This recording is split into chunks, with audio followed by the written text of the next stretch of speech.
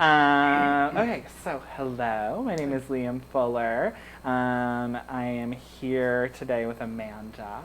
And today is the 16th, I think. 16th of Yep. August. And we are at Amanda's home in Telford, Pennsylvania. Right. And the first question I want to ask you is, do I have permission to conduct this interview? Yes. Okay, awesome. And also, I want to ask you sort of where you were born and when you were born. Born in 1950, Mm-hmm. and in Lansdale. I grew up in Lansdale. Okay. And can you walk me through sort of your early childhood development, what it was like growing up, things of that nature? Well, generally, I was an only child, working class parents and family, and I grew up pretty normal. Played sports a lot, football, track, winter and spring track, and you know, had a lot of friends, and went to college. Went to college out near Western Pennsylvania, Grove City College, and uh, ran track there. And after that, I went in the Air Force. Okay. And can you tell me a little bit about your sort of educational history, what kind of student you were, things of that nature? I was probably a little above average student. I wasn't top or class or anything. I'd say B average student, and I was not particularly good in college. My goal was to go in the Air Force. I went into pilot training after the Air Force, and that was always my goal. After I got out of the Air Force and I went to graduate school, and I did pretty good there. I enjoyed graduate school, and I started teaching. So I was a shop teacher. Okay. And what did you study in college and then graduate school? I studied history in college, and then I studied education, industrial arts education in graduate school. Okay. I had a lot of engineering courses, that type of thing. Okay. And then, did you like school growing up? Yeah, I wasn't a good student in that I didn't enjoy studying. School was fine. High school was fine. I mean, I had no basic trauma, and college was okay, but I wanted to get out of it. So I didn't do well my first semester. I was a physics major, and I didn't do well there. So, because I wasn't a good student, I mean, I didn't know how to study and didn't. I never studied in high school, and so I never studied in college, and then that kind of caught up with me. But once I learned how to study, I was okay.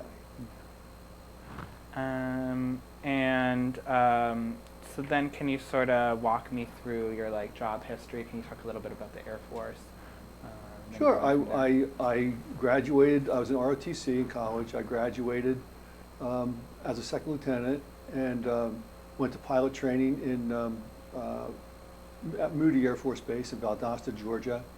I was sixth in my class there. However, I had an inner ear infection, which actually grounded me, and I never finished pilot training. The war was ending.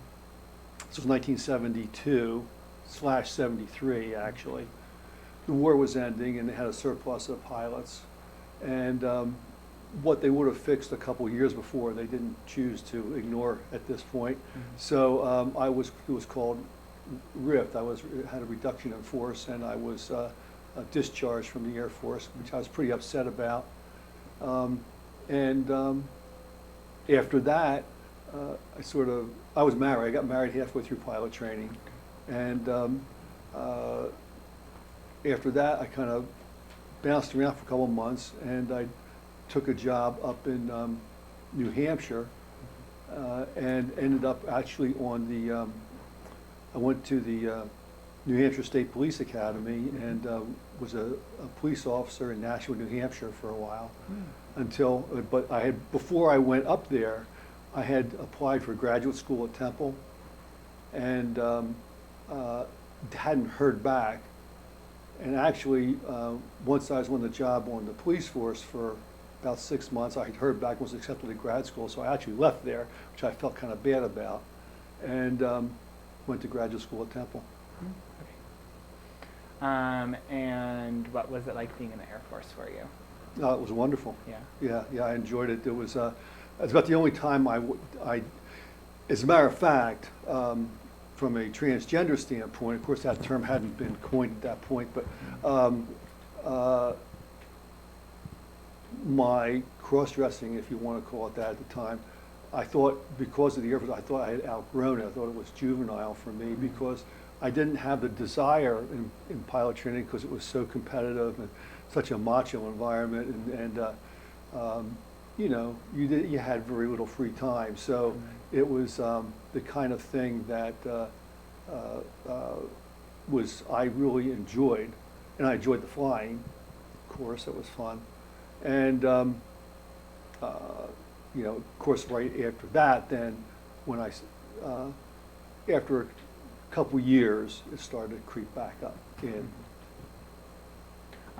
So then, did you sort of foray into any sort of like cross-dressing in childhood? Yeah, it started probably when I was in 3rd grade. I remember that for sure. And I don't remember what the actual, you know, chain of events was. I knew I tried on my mother's clothes occasionally and all that. And of course, at that age, there wasn't anything sexual about it or anything. It was just something you did. And I asked my mom to make me up as a girl for Halloween in 3rd grade, which she kind of enjoyed because she kind of wanted a girl anyway. And it was fine. Then either the next year or the year after, I wanted to do it again. She was a little more hesitant, although she did it.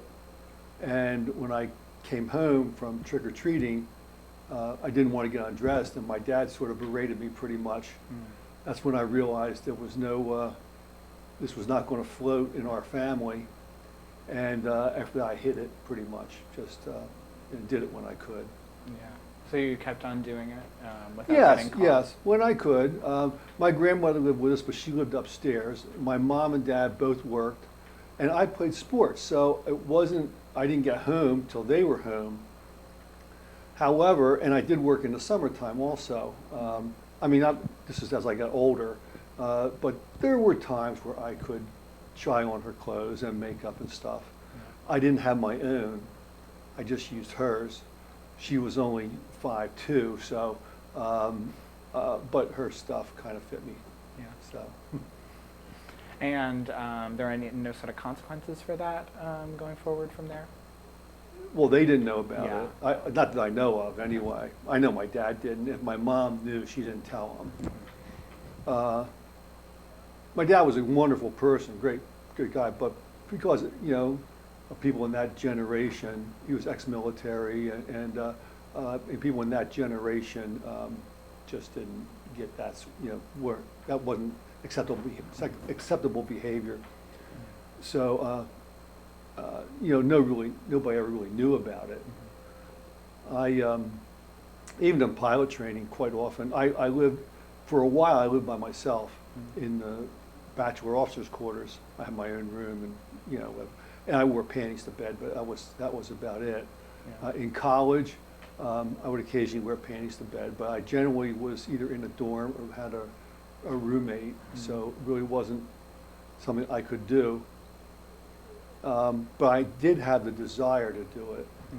It was hard to not do it sometimes. And every once in a while, when I got home, I would be able to do it. So. Yeah.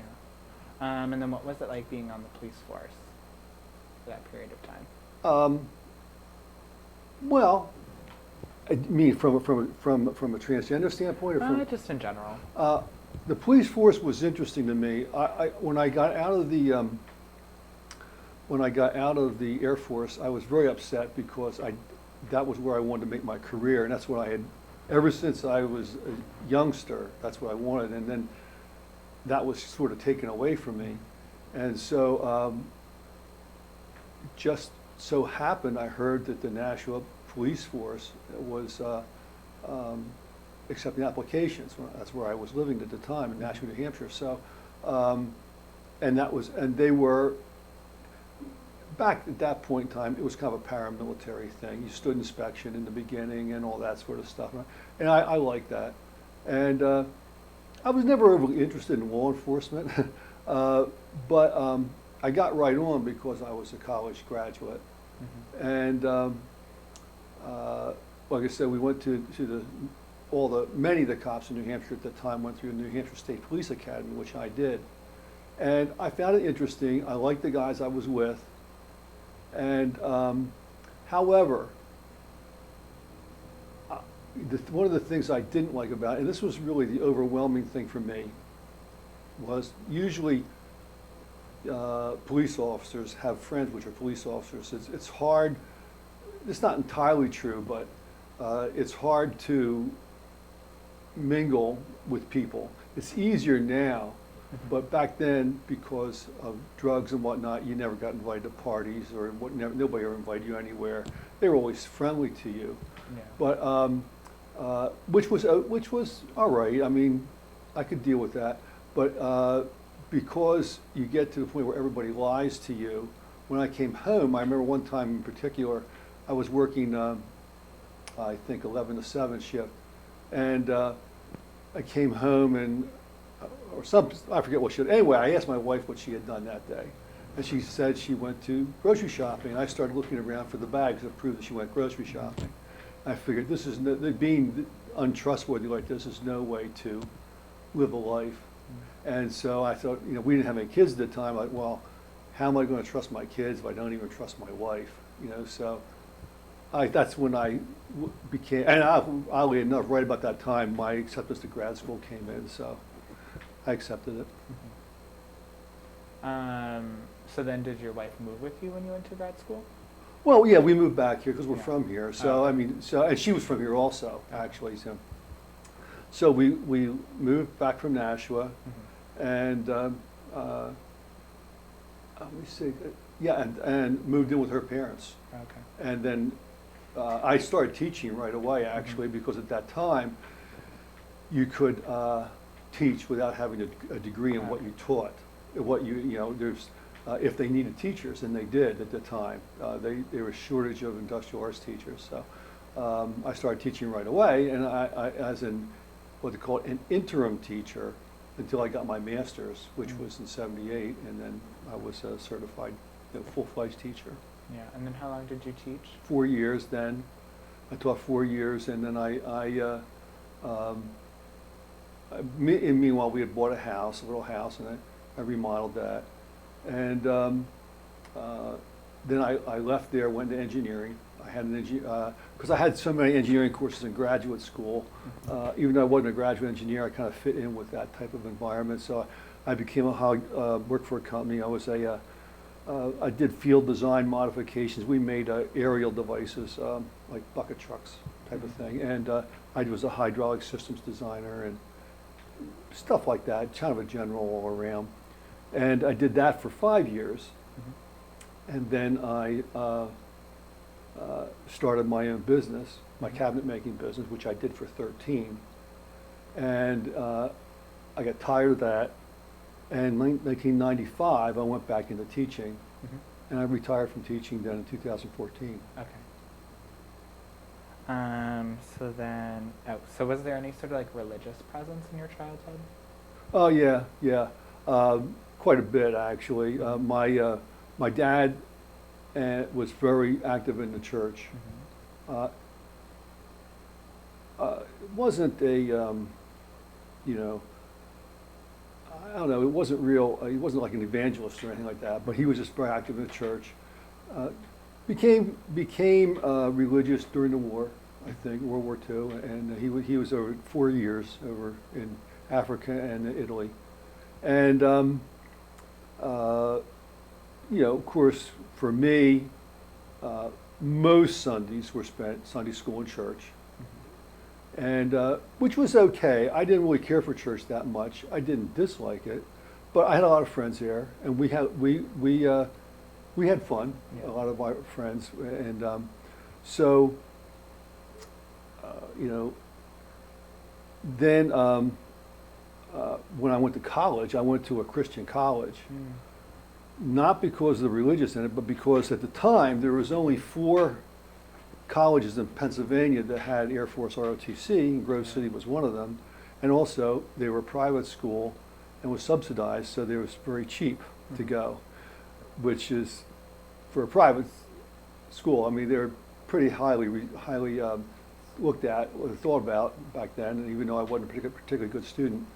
But what happened, and we had mandatory church every Sunday and chapel at least 3 or 4 days a week we had to go. I forget how many times exactly, every day. And we had a year of religion, which we had to take, which I didn't mind. I was a history buff, so I didn't mind the religious classes. However, what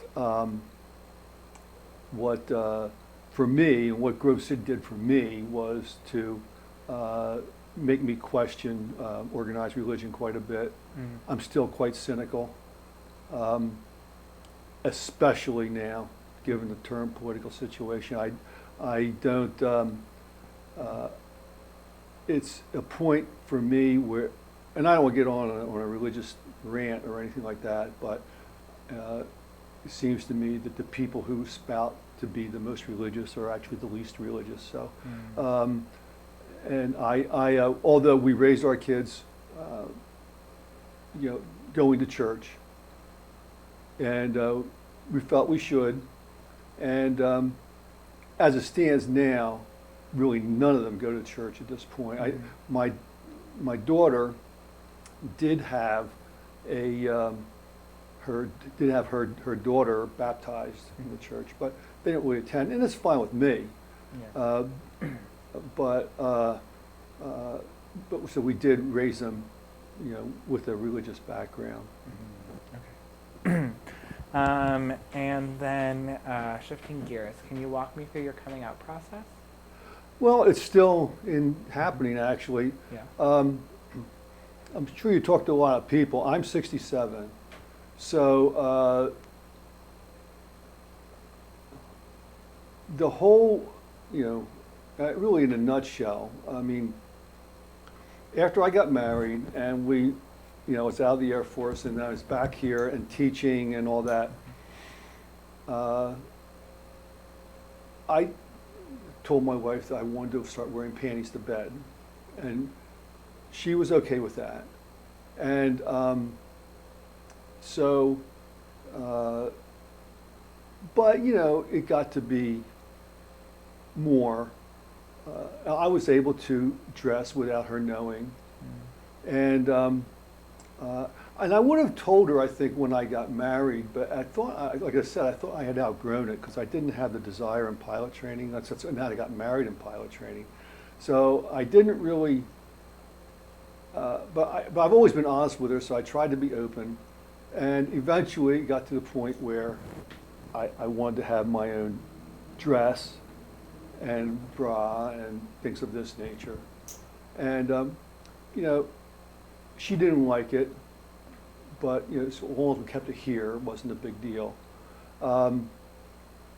This is right around the time the internet became available to everyone, sort of like early mid-90s type of thing. And I became aware that there were other people like me. I knew there always were, but I wasn't aware. I mean, I had never heard the term transgender that I can remember. I had heard the term pervert, and of course I didn't consider myself one. Cross-dressing, which I called it at the time, was not really ever a sexual, but anyway, I had a dress and a bra, and I would wear around here. And once you'd be able to order things online, it became easier. And, it was okay for a lot of years. The complaint my wife had, her name's Debbie, the complaint she had was that She said, well, you always seem to want more. And it was true. I was never really satisfied. And I had, by this time, say my early 50s, I had a small collection of clothing, and I bought a wig. Oh, no, I hadn't bought a wig yet. I used one of her old ones. She had an old one from years ago. Really a rat's nest, but that was, but I heard about the Renaissance Transgender Association, which is up in Allentown, and we have a house up in the mountains, a vacation home, which we bought around 2007, I think, and you know, I was a little bit less strict about getting seen up there, because I didn't care too much about they would see me as Amanda. And I went to the Renaissance group first time, and it was kind of odd because I still had a mustache. But I dressed up and went down. And I'll never forget the president there. I mentioned to her, I went down as a male and asked if I could get changed, and if I would be, you know, make anybody uneasy with my mustache. She said, no, go ahead. So I got changed. And when you went around and talked, because Renaissance is a support group, and I said I felt bad about the mustache and this and that. And she said, don't worry, so you have friends here. And that made a lasting impression on me. And I thought, you know, and everybody's very friendly. And it's the only time I don't get that emotional, but I get emotional when I think about that, because that for me was the turning point in my life. I kept the mustache for about a year, and then I shaved it off. And I did a lot of research. I'm kind of a technical person. I like to find out why things are, so I did a lot of research. And I found that the vocabulary in the transgender community did not fit. There was, and there still is, there's no given vocabulary in the transgender community. A definition of a cross-dresser for one person is different from someone else, and different. There's just no standardization. Mm-hmm. And so I started working on one, and I realized that that at the time, that I called myself a cross-dresser, and I realized that I was not a cross-dresser, that I was in fact transgender, mm-hmm. because it wasn't the clothing that made me feel special or feel good. It was being accepted as a woman, and that's what I needed. And from then on, I started going out more, and I became vice president of Renaissance. I have been for like 6 or 8 years, I guess, and I do a lot in the Lehigh Valley as Amanda. I have a business where I give transgender education presentations and that type of stuff. However, so I'm completely out up there. There's people that know me only as Amanda. Down here, my kids know. I told my kids earlier this year, back in about March, I think. And however, Debbie isn't really overly happy about me telling people around here. So I don't really go out too much in the local area. Our friends don't know. So I say, as far as coming out, I'm out a lot, but in some places I'm not. Mm-hmm. So. Yeah. Sort of going back a bit, you said that you really didn't have like sort of, what's the word, notion of what the word transgender meant, mm-hmm. Until doing more research on the internet and stuff of that nature, and then you used sort of like other sort of negative terms to describe what you yourself was experiencing at that time. What was that like to have a lack of language, and then also have this sort of like only be able to use negative words to describe what you were feeling. Well, it wasn't, I didn't, it wasn't what I was describing, what I was feeling, it was what other people were Yeah. using. I,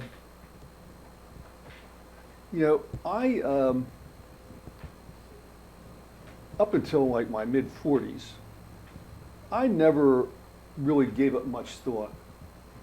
It was something I did, as far as I was concerned, it wasn't hurting anyone.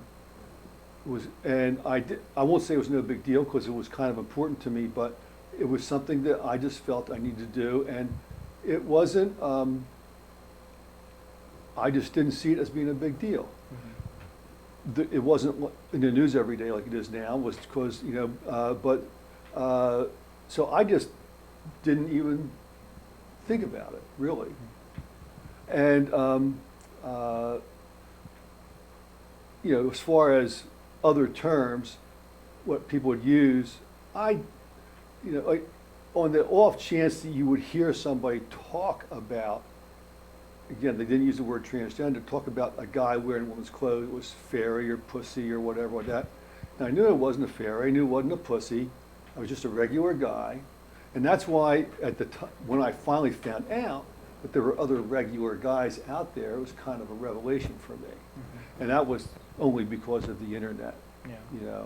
I mean, there, at the time and still now, if you were to Google transgender, you get a lot more information now. But back in the 90s, if you would Google transgender or Yahoo at the time, whatever, you came up with a lot of drag queen, a lot of sexual stuff, that really I didn't find pertaining to me at all.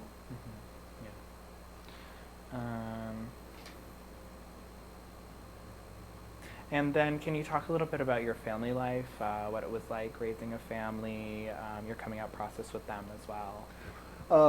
Well, my kids are in their 30s now. I have 3 kids, they're all 2 years apart, so 37, 35, and 33. And I think, I don't know, my son's pretty tight-lipped about a lot of things. I think he knew I wore panties occasionally, because kids snoop sometimes. I think I had them in my dresser, excuse me, and but I don't think the girls knew, and so there was really no. I mean, of course, if I ever chose to dress up further than that, then I had to wait till they weren't around or when they were in bed or whatever. And that's what I would do quite often. I'd wait till they're in bed and I would kind of hide down here, or, just for, and I'd be dressed up for 10 or 15 minutes and then take it off, and very unfulfilling, not only because of the fact that it was a shorter period of time, but because, like I said, wearing the clothes was never, as it turns out, was not what I needed. It was not, I needed to be, as I said, it turns out I need to be accepted as a woman more than anything. And then what was that experience like, that sort of period of hiding for you? Well, it was a pain, it was a pain in the neck, it was unfulfilling, and because Debbie wasn't overly accepting, it was something that I did knowing that she was not happy, But that being said, I didn't feel bad about myself. I know a lot of trans people do, but I didn't feel bad about myself because I knew I was okay, so it was fine. I mean, but it wasn't what I needed. Yeah. And what's your relationship with Debbie like today? It's very good. I mean, we've been married for 44 years. Yeah. So we were having problems about a year ago. I needed to do more as Amanda, and at the time she had and for years, she had said, I'm never going out with you if you're dressed as Amanda. And she had said, if you decide to change genders, I'm leaving you. I don't think she meant that, but I know she meant she wouldn't go out with me. And it got to a point where it was kind of a sticky thing for us, and we went to counseling. And the best thing we ever did, because it showed to me the things that I was doing wrong in the relationship. And without getting into a lot of detail, basically, she was internalizing some things that I didn't know and all this sort of stuff, and women, you can't. So it's like, but and we were able to talk about it and get it out, and she understood that this was not a fetish thing for me, that it was not a phase. I mean, God, it's been how many years? So, but even so, she thought maybe it was a phase or something like this, or get it out of my system, or she realizes it was not. And I tried to be, I was never overly disrespectful of her, but I tried to, I guess, be unselfish and that type of thing. And now we do go out, not here, not down here, but we do go out together, dressed up. I mean, we up the mountains. We go to yard sales. We went to a couple of national parks and dinner and stuff like this. So it's good. And what is your relationship like with your daughters as Amanda? Yeah, I told my kids back in March, and it went really well. I got them all together, and I had a little note and a little letter actually, and this sort of stuff, and I explained to them. My son, at that day, was fine with it. As it turns out, he was a little confused and needed to get more information or whatever, and he's still pretty tight-lipped about it. I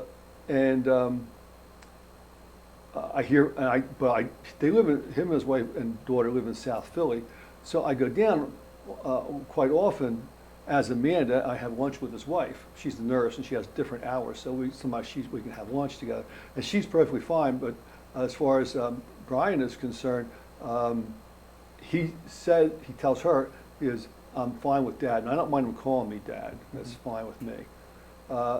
She said he's fine with it, but he doesn't tell me. So I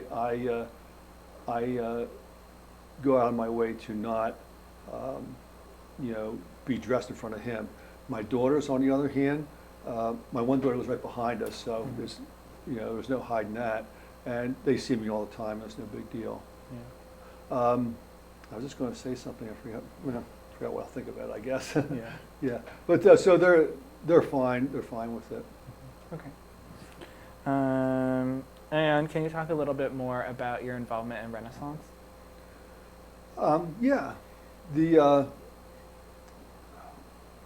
Renaissance, when it first started in 1990, and through the 90s, was very big. They'd have, Renaissance used to be, I don't know if you're that familiar with it, Renaissance used to be a national organization. As a matter of fact, I think Trans Central was a Renaissance chapter at one time. I could be wrong about that. But anyway, due to some financial things, Renaissance National broke up. Then there were still several other areas around. The Lehigh Valley chapter was one, which was where I wanted to go. So I went up there. I guess if I started in 2005, I don't even know, but around that time. And by that time, though, membership had dropped from probably coming to a meeting of maybe 50 people down to 12. And as I continued to go to Renaissance every month, sometimes we'll go down to 6 or 7. But of those, say 10 people, we were all very close, very good friends, and we enjoyed seeing each other every month, and it was a lot of fun. And so I did not ever miss a meeting. I might have missed one, but I very, very seldom would I ever miss a meeting. Even now I don't. Because I needed that at the time from a transgender standpoint.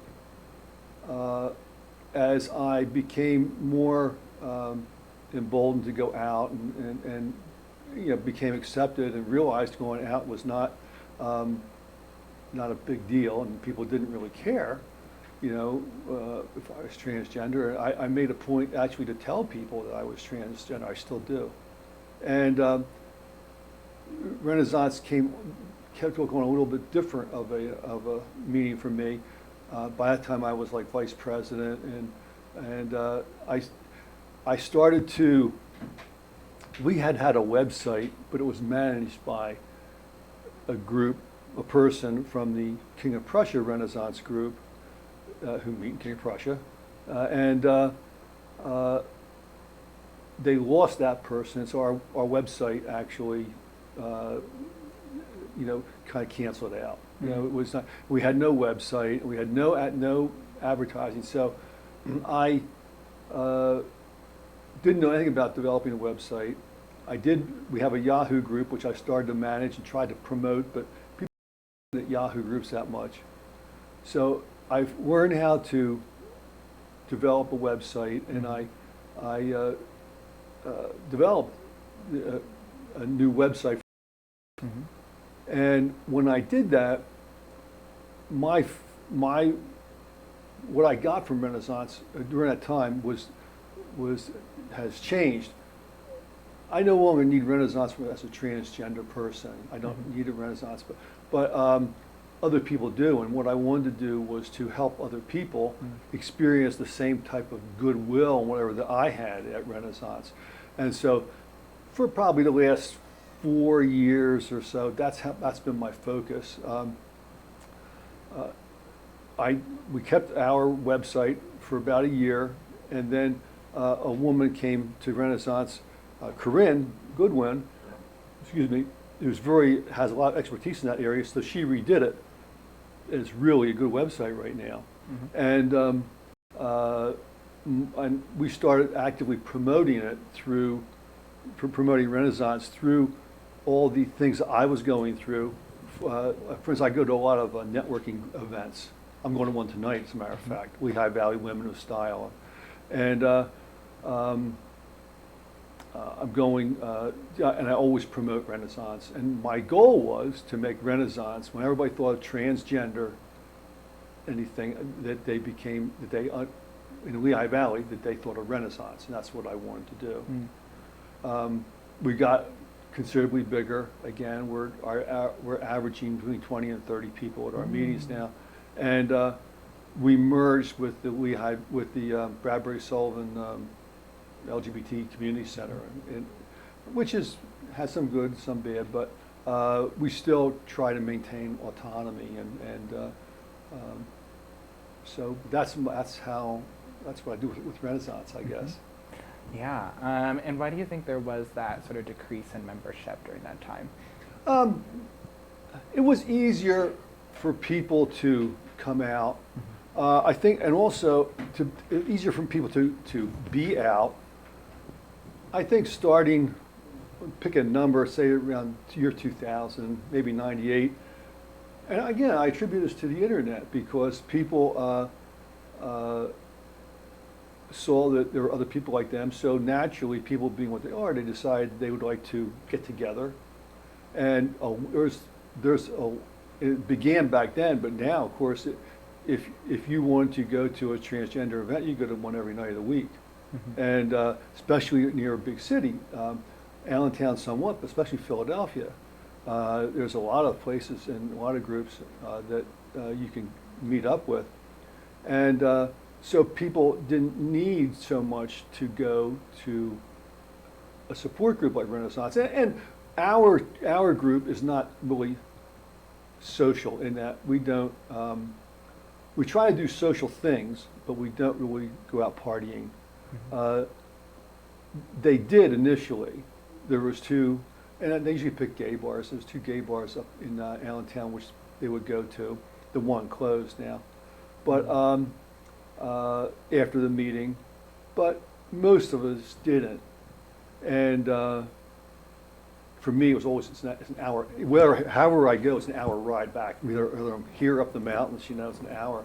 So I didn't really feel like going out and drinking till 2 o'clock in the morning, and then driving home. So, but I think a lot of the primarily women that came wanted that type of social outlet. So they started going out on their own and formed social groups, that type of thing. And most of the transgender groups that I'm familiar with kind of went down in membership at that time. Yeah. And was there anything else any other sort of projects you undertook as vice president? Not specifically. I mean, there was the website, the Yahoo group, the merger with the Bradbury Sullivan Center. But my goal, and this is like pulling teeth for some of these people, but my goal is to get transgender people out in mainstream society. Mm-hmm. And so to do that, I didn't start this dinner, but we have a dinner beforehand, in a regular restaurant. People go out there to want people to get used to seeing transgender people out. One thing I did just this past June, which was really neat, you're familiar with the Iron Pigs? Iron Pigs are a baseball team. It's the Phillies AAA group. They have a Coca-Cola Park up in Allentown. That's where the Iron Pigs play. And so I wanted to do something with the Iron Pigs as from Renaissance, so they made us their community spotlight organization for a game. And we had a table there with literature, and there was 4 of us from Renaissance. And a whole bunch of people saw us. And I set that up. So that was really, that's the kind of thing that I like to do. I want to get people outside of the LGBT community. I want to see, I want them to go, I want to set up stuff that we go to the zoo or to here and that. And we've tried, we haven't had a whole lot of luck with them, but we're working on it. Usually it's the same 4 or 5 people go to all of them, so. Yeah. And then what was the merger like with the center? What was that process like? Well, it was a little troubling for a lot of people. Mm-hmm. I don't know if you know much about if you study the history of transgender history and the LGBT community. There has been a lot of justifiable hesitancy of transgender people to associate with the LGB part, mm-hmm. because throughout, even up into the 90s, frankly, even up to to early 2000s, groups like the Human Rights Campaign, mm-hmm. GLAAD, did not push for transgender rights the way they pushed for LGBT rights. The Human Rights Campaign and even Senator Barney Frank threw transgender people under the bus when they tried to get the ENDA legislation passed, Employees Non-Discrimination Act, and it wouldn't get passed with the transgender people, so he took them out of there entirely. Mm-hmm. So there's a big distrust for some people between transgender people and the LGBT part of the community. Mm-hmm. My feeling is that those days are over. Got nothing but support from the Bradbury Sullivan Center. Yeah. And although there's, just like in the cisgender community, there's people there's gay people that don't understand mm-hmm. us. But we felt that at Renaissance at the time, well, still, it was not a 503c or 503c3, whatever it is, organization, and so we, theoretically could not accept donations, and we had no insurance if someone was to sue us for something, whatever. So we went, it was kind of a pragmatic thing. And we thought also that the merger would help us become more visible in the community. I think that's happened. But there was pushback in our own group that, and there were several people that had hard feelings that we did associate with them.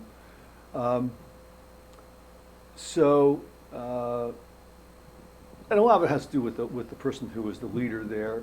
He's a very nice guy, but he's very pushy. So,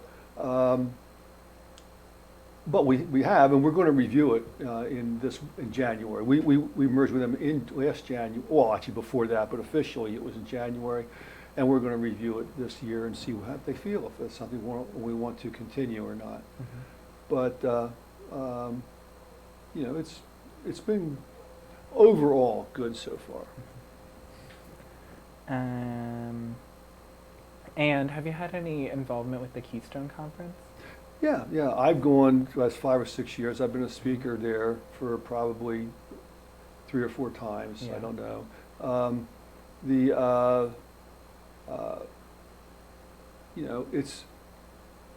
It's really nice. Not only because there's so many people in the one small hotel. I mean, do you go? Have you been? No, I've never been. Well, I'm I mean, kind of not from the area. Oh, okay. Yeah. There's a lot of people there, but a couple times, usually we have the whole hotel, which is kind of a detriment, because the first couple times we went out, we did not have the whole hotel. And there was a boys hockey tournament there for youngsters. Of course, they're there with their mom and dads. And they're walking around with all these, there's a saying in the transgender community that the men are tall and the women are short, or the women are tall and the men are short. And so one guy said, hey, you guys ought to start a basketball team, because you have these 6'2" women with 5-inch heels and this sort of thing. But we all got along pretty good. So it's a nice event. A lot of people prefer the Philadelphia Trans Health Conference, which is in a couple weeks. Corinne from our group and myself are also speaking there, and it's bigger, a little more. It's less personal, but kind of in a good way. I mean, it's not really. You don't have make the relationship. Oh, I have a bad shoulder. Excuse me. You don't make the relationships there that you do at the Keystone Conference, but it's free, so it is from that standpoint. But the Keystone Conference is a lot of fun. Yeah. And what sort of subjects do you speak on? At the conferences, primarily, actually, it's personal protection. I'm a 5th degree black belt, so in Taekwondo. So I teach. I don't teach self-defense. I show a few release moves, but I teach how to avoid confrontation, how to dress and where to do this and that type of thing as best as you can to keep yourself protected so that you don't get accosted or worse. Yeah. And I also I've spoken at, and next Wednesday I'm actually speaking at St. Luke's for the nurses, but I've spoken at several medical college, Philadelphia College of Osteopathic Medicine, and also the Geisinger Medical School, and on how to transition at work. Also about, I have a presentation titled Transgender Q&A. I go through different things just to educate basically what it means to be transgender. Yeah. Speaking of my kids too, by the way, I almost forgot to tell you, I have a website, and I point the kids to the website, and there's a lot of pictures of me on the website. And so I use that for my business also. Okay, awesome. And how do you think your trans identity has sort of affected other aspects of your life? Sort of be it your social life, family life, your sort of political awareness, religiousness, spirituality, things of that nature. Well, big question there. Politically, of course, And I don't know if that's to do with trans, I'm sure that's part of it. But I remember back, maybe 2007, 2008, I read something or whatever on the internet, or I saw something, I don't know where, about how a gay person could be fired from their job if they were gay. And my wife was in human resource. I asked, I said, is that right? She says, oh no, you can't be fired, I can't be fired. And the next day she came home. I said, well, look into it for me. So she looked into it. She said, turns out you can be fired because you're gay. And I looked into it, and that was a big changing point in my life politically. Because I said, wait a minute, in this country, that type of open prejudice should not be legalized. I mean, you can't control a person's bigotry, but you can control legalized discrimination, and that didn't seem right to me. I had been a Republican up to that point. I was always middle of the road. I was never a right-wing type of person. About some things I was conservative, but about some things I was not. And so I just, I looked into it, and the more I looked into it, the more disappointed I was with the Republican Party and their stance, especially evangelical Christians. Mm-hmm. It's not an exaggeration to say that it was infuriating, because it was and continues to be. Yeah. And so, that was a big change for me, another life-changing event, really, because I started looking at things a little bit differently. I never cared, all through my teaching career or whatever, I never cared if a person was gay at all. It didn't bother me. I wasn't gay, but when going through as a teacher, I had several kids come through who were openly gay. And it was interesting because the kids, being a shop teacher, I taught shop and art, by the way. There you are, the dichotomy, right? Mm-hmm. But as a shop teacher, I taught mostly guys, and if a person was openly gay, they were actually pretty good with it.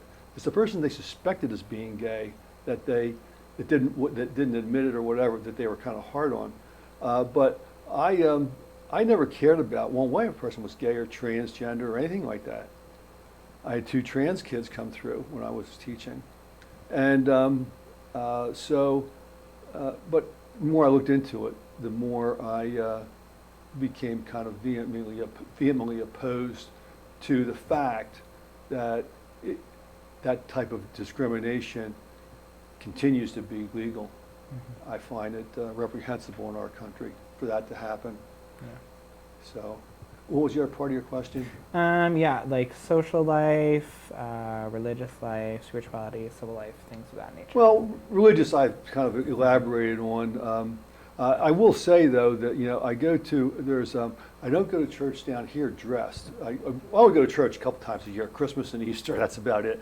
But occasionally I go because we meet in a church. Renaissance meets in a church, and in this building there are actually 3 churches. There's a Catholic church meets there, United Church of Christ meets there, and independent church, Metropolitan Community Church of Lehigh Valley, who was our sponsor for many, many years. We just moved there with them when they moved there a few years ago. And I've been to all 3 churches, and people, they gotta assume if people are going to church, they're kind of religious. They're wonderful. Yeah. Have no problem whatsoever. It's the religious leadership I have an issue with. Mm-hmm. And of course, I call them alt-right religious, but whatever term you want to use, the fundamentalist Christians that can't accept somebody that's different than them. They want religion in the school as long as it's theirs, Mm-hmm. type of thing.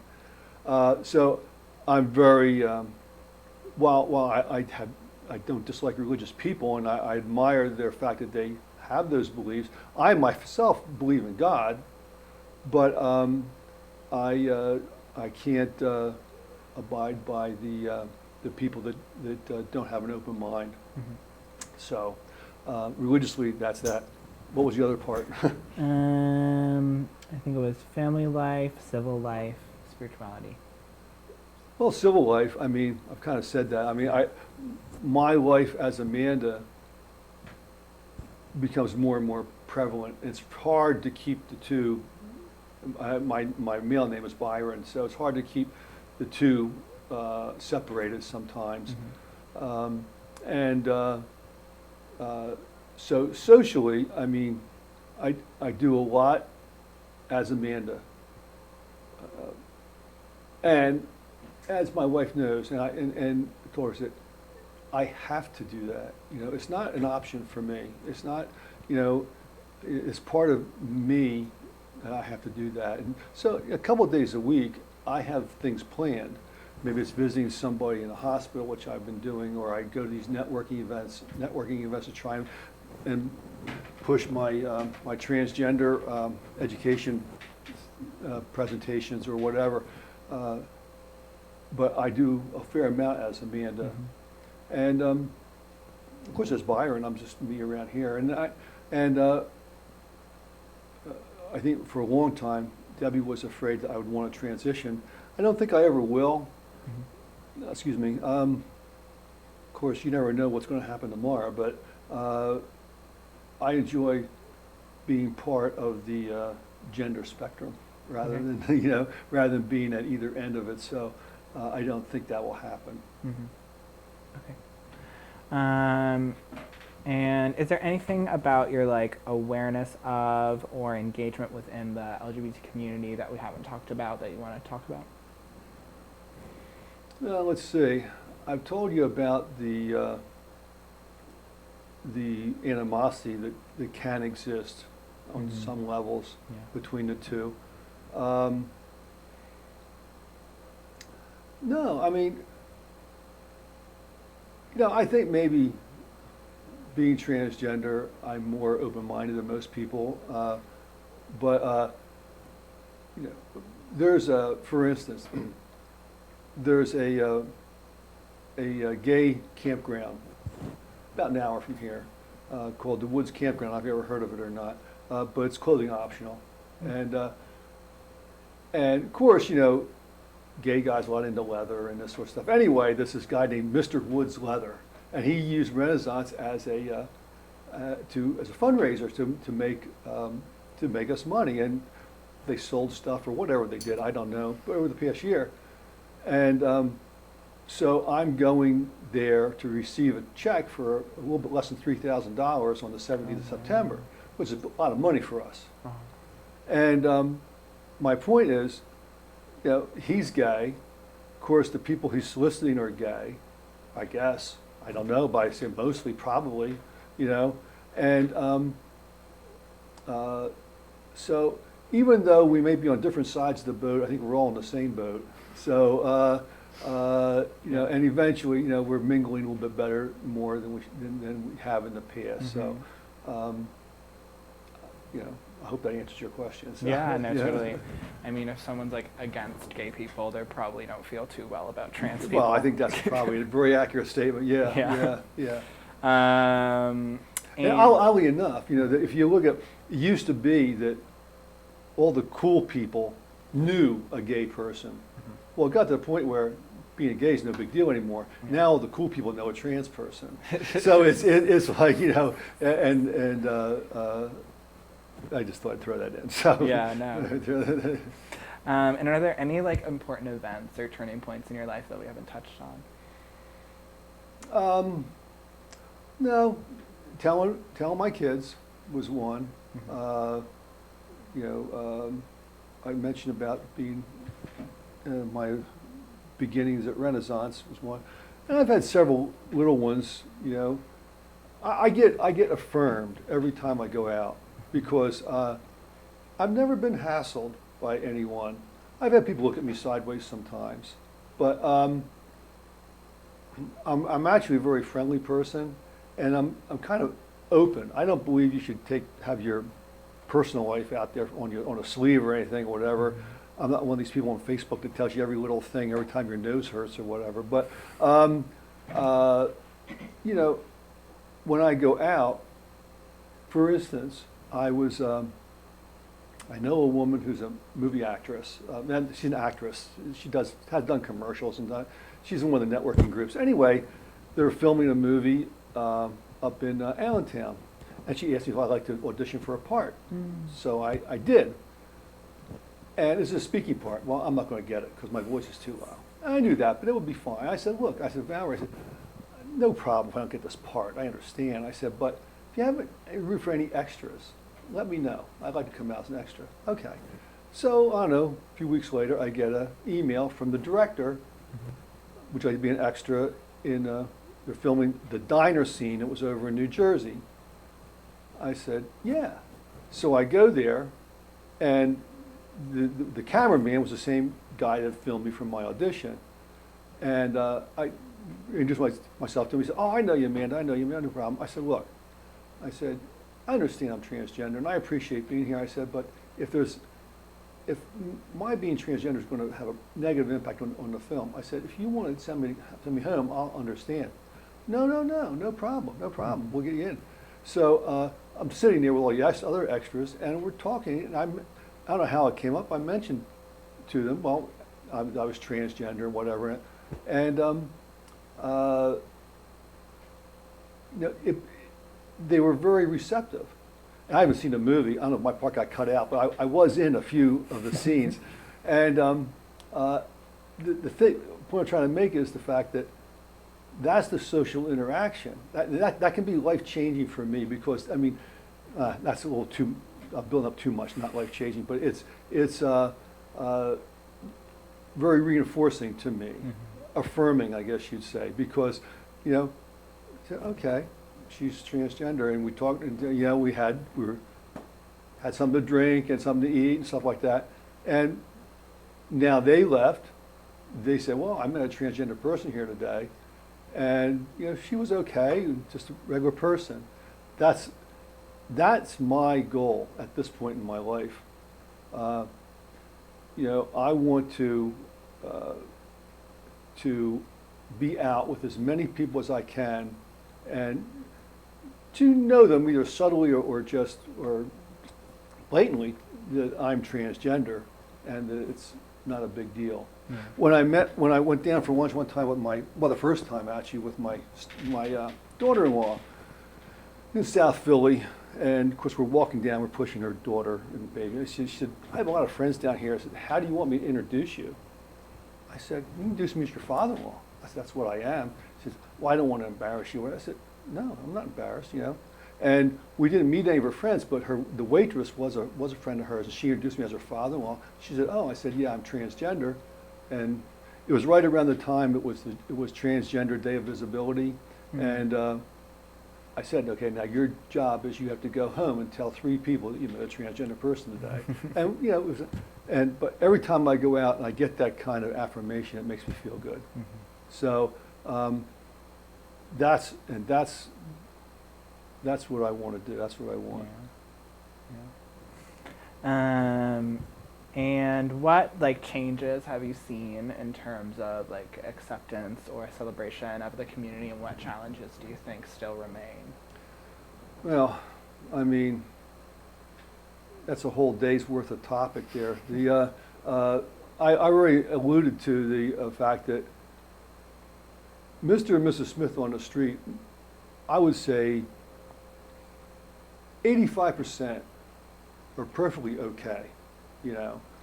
Not saying they want their son to come home and say he's transgender, but if they meet somebody, or if they is trans or whatever, or they know somebody who's transgender or whatever, it's just just somebody that they met, and usually they're friendly, if not accepting, and so that's getting more and more and more. On the other hand, and again, I don't want to be political, but because of the election, people that have the opposite agenda, such as HB2 in North Carolina and the Texas thing and all that, that feel emboldened to push that. The really nice thing about that is, and my feeling is, every time the word transgender gets mentioned on the news, it's a positive thing, because people get used to hearing it. Mm-hmm. And so, however, negativity can come out of it. But what I like to see is, and this isn't across the board, but whenever they have these things, let's take the transgender military, okay? The president tweeted and then tried to make, or is in the process of making policy where transgender people can no longer be a part of the military. The people that opposed them the most were the generals, you know? And to paraphrase, basically what they say is, look, this has not been a problem for us. It's not a problem, you know? Not to say individual people in the military may have a problem, but as a general whole, as a service, not a problem. I remember I went through the police academy with the first woman that went through, and they gave her a hard time. And it's proven to be not a problem. As a matter of fact, women have brought to law enforcement, have brought a different skill set than macho bully men have. Okay, macho will jack the guy up, but women bring a softer set, and it works in some environments, you know. Same way with women in the Air Force, or in military, but I'm more familiar with the Air Force.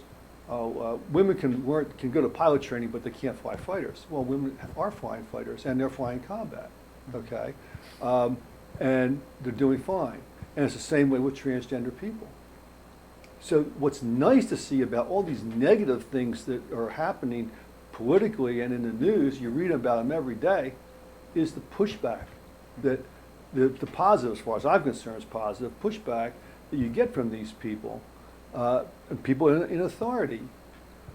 Even Orrin Hatch said the other day, he said, well, about, I forget the context, but he basically said was, look, transgender people don't have any say in what they are, they just are.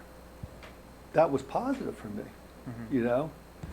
It's only a matter of time till, and I don't know, like I said, I'm 67, it'll take 5 years, 10 years, 20 years, I don't know. But being trans is not going to be a big deal at all. When I was a kid in the 60s, say, going through, if you saw a black guy holding hands with a white girl, it was a big deal.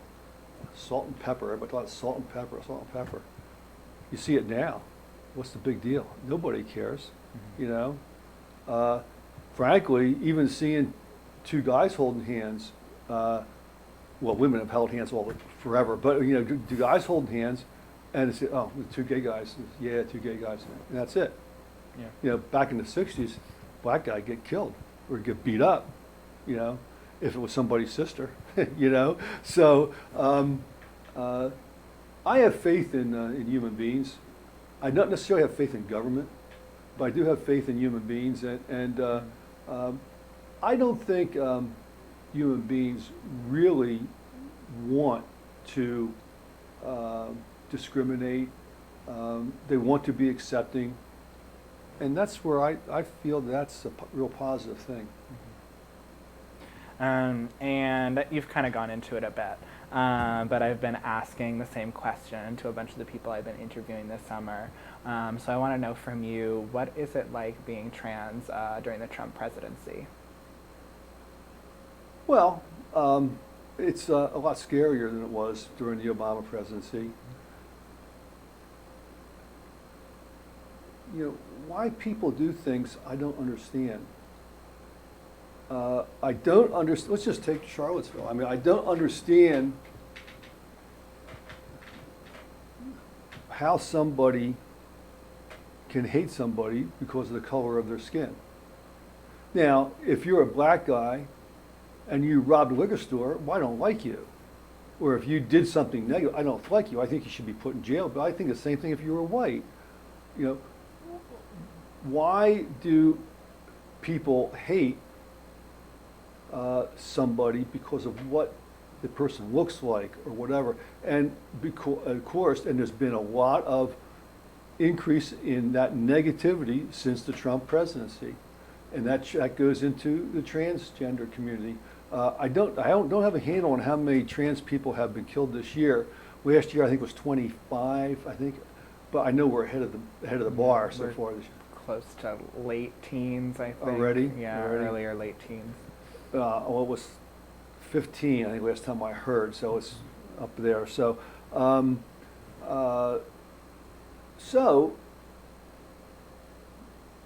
what does that mean as a trans person? Well, it means that you can, I feel safe being down the city, but that could be a fallacy. I mean, you could meet somebody that if you know you're trans, or if you're with a group of trans people, that they could just shoot you just because you're trans. And I think that danger has increased, I think exponentially since the election. And where these people come from, I don't know. I don't get it. You know, it just doesn't make sense to me. I mean, a lot of the trans women, they weren't all women that got killed last year. I think it was one guy, but all women, a lot of them were sex workers, and I guess they guys feel that's open target, open season. I don't know, but I know trans people since the election are a lot more afraid than they used to be, and I think it's justifiable. Justifiable. Yeah. So is there anything we haven't touched on that you want to bring up? No, you said in your things that I have a couple people you could contact if you wanted to. Yeah. I can give you their email That address. would be great if you could send along their contact info. Yeah, Yeah. I can do that. I can just email it to you. Mhm. Okay. And the one's the president of Renaissance. She's been president since Yeah. 1992. And have you talked with Raquel Hebron? I emailed her. I have not gotten a response yet. She doesn't. She never returned my calls either. Yeah. And another one's Corinne Goodwin. I don't know. She's our No, I do not webmaster. have her. Yeah, she'd be a good one contact to info. interview. But she's very intelligent. She was vice president of a Fortune 500 company. She's very, very dynamic, very intelligent, and be a good person to talk to. Yeah. So, but other than that, that's about my life story, I guess. Uh-huh. Do you have anything that you want to ask, Amanda? Just maybe to elaborate a little bit more on, you talked about you have a business now that you do presentations Mhm. and training and things like that. Maybe just elaborate a little bit more on what you do with that. Well, I have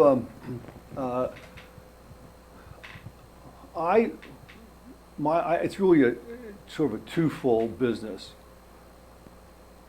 A lot of the stuff is pro bono work because I'm retired. I'm not financially in bad shape, so I don't really need to make a lot of money. So when I go to medical schools or I've talked to psychological counselors and that type of thing, who are surprisingly ill-informed as far as transgender people are concerned.